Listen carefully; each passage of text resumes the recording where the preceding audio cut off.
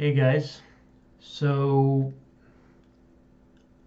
I don't normally say this often, but this episode was kind of beautiful. Like it just I suppose just in I suppose you could say just pretty much in the way it ended, but there was this is one of those episodes where there's almost kind of this hidden beauty to the episode that really just shine through in just shine through just in seeing the end of just seeing the end of a the end of a journey come to an end. So yeah, it was a really great episode in that sense.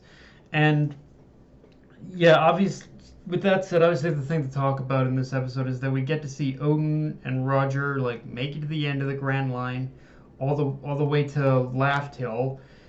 And when I first read this in the manga, I was slightly confused, but revisiting the material here, I realized what I missed, and it plays into what I had said last week, which is the final shot of Roger reaching Laugh Hill and him laughing, which is that yes, he found the One Piece, and yes, he found the pirate. He became the Pirate King, and he pretty much learned the he learned the truth of the world and whatnot.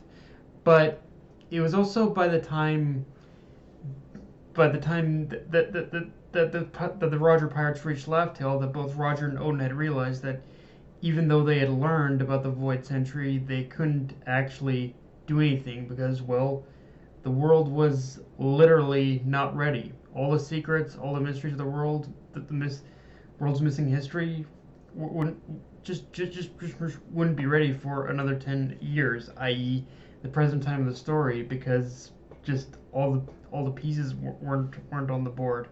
However, but of course but of course to Roger that didn't matter. He just pretty much took it.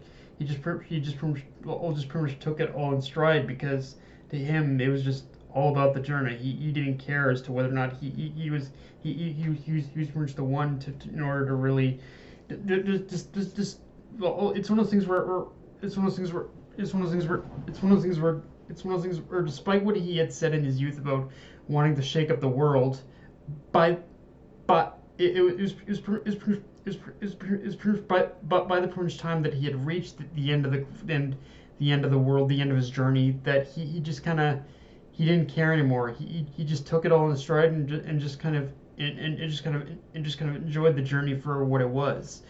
Um,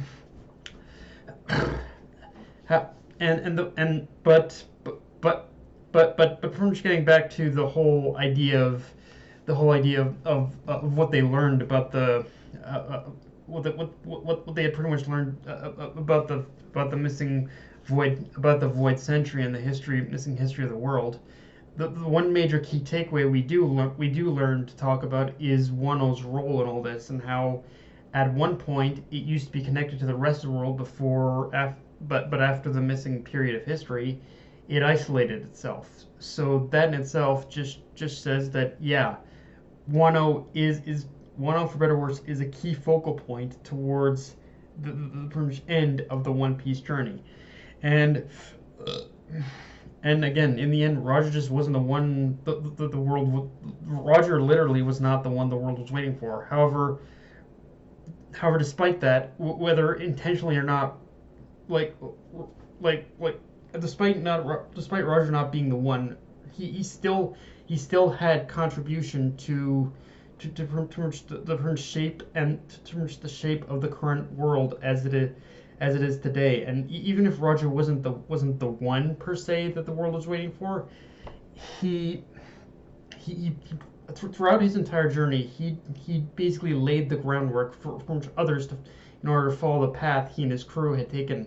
It was up to the ones who following that path to actually put the pieces together and discover what and just be the ones who pretty much just be the ones who the world is waiting for much better or worse. And yeah, this whole thing just adds a lot more perspective to Roger's final words before his death. Like he definitely he definitely set people on the path to in order to find the One Piece, but it was also just for the fact of just from follow my lead, like follow what follow just from follow down the pretty much path I laid out and decide for yourself as to what the as to decide for yourself when you get there as to what when you get to the end of the Grand Line as to what you think about this world kind of thing. Like it's a very it's a very poetic way of looking at Roger's life now. Um, Now let's quickly talk art and animation because is it just me or did it feel like this is again going along with what I said about this episode and how it was honestly just beautiful.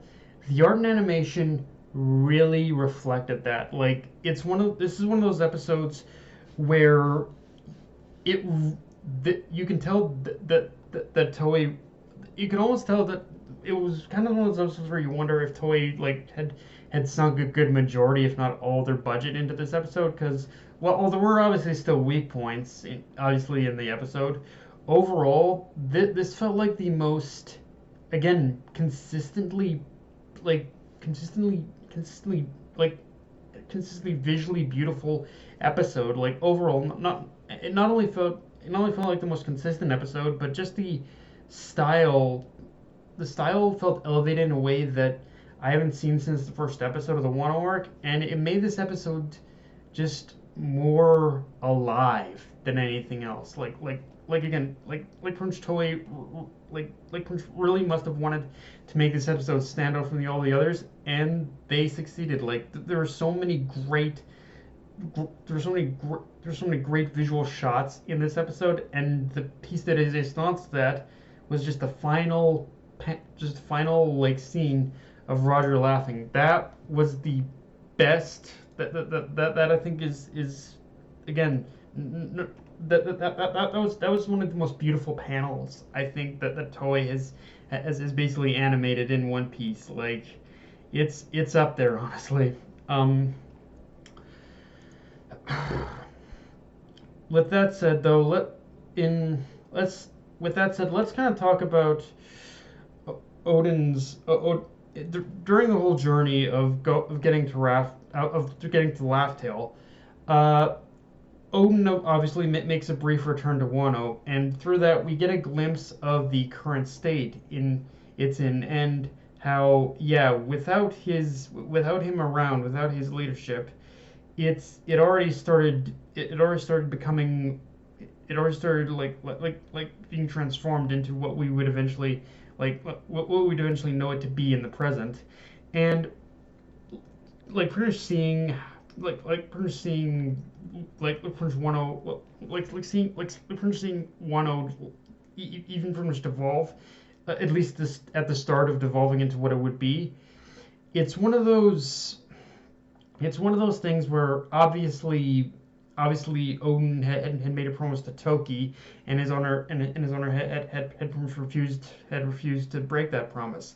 But it's also kind of interesting to think about, like that if he had chosen in that very moment of returning to Wano, or to stay, or to stay and try and pretty much try and reclaim Wano and reclaim leadership of Wano and return and drive Orochi and possibly Orochi out, would it begs the question of could he have saved Wano from becoming what it is today, or at the very least could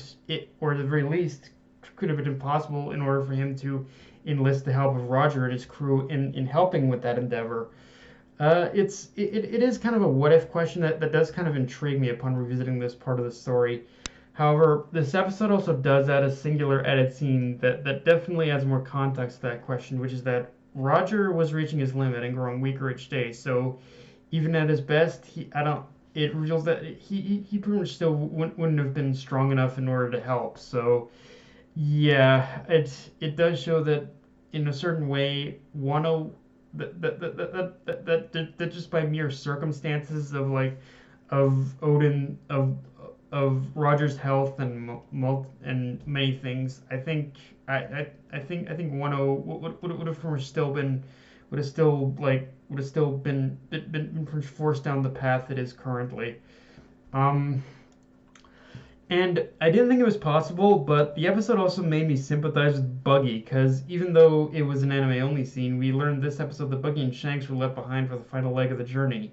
And yeah, I don't know, I'd be pissed too if I was in Buggy's situation, but really, when you get down to it, this just kind of reveals that yeah,